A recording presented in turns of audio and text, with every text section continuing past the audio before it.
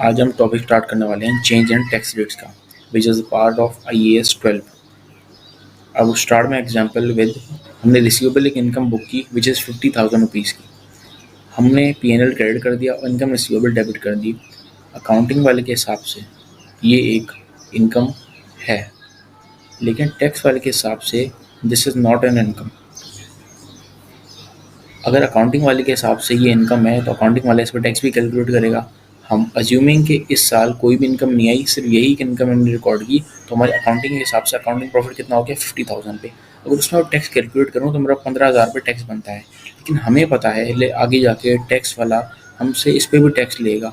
आज वो टैक्स नहीं ले रहा, आगे जाके लेगा, तो हम आगे जाके टैक्स जब वो लेगा तो उसके लिए हमें आज एक डेफर्ड टैक्स लायबिलिटी क्रिएट करनी पड़ेगी, क्योंकि एक टैक्सेबल डिफरेंस अराइज हो गया है। तो आज डेफर्ड टैक्स हमें लायबिलिटी क्रिएट करनी पड़ेगी। तो हमने 50,000 इंटू 30% हमने डेफर्ड टैक्स एक्सपेंस और एक लायबिलिटी क्रिएट कर दी यहाँ पे, और हमारी टैक्स रिकन्सिलेशन टाई हो गई। डेफर्ड टैक्स एक्सपेंस क्रिएट किया हमने और हमारी टैक्स रिकन्सिलेशन टाई हो।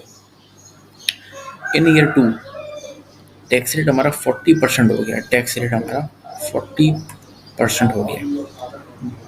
Wait a second.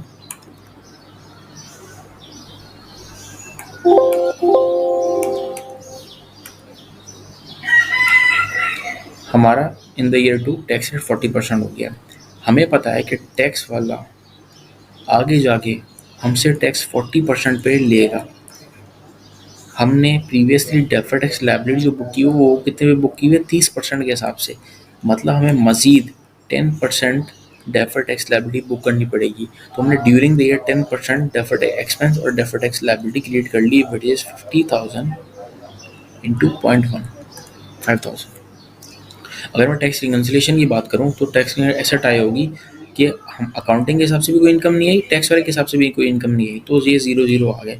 लेकिन हमने एक डेफर्ड एक्सपेंस बुक किया due to change in tax rates which is 5,000।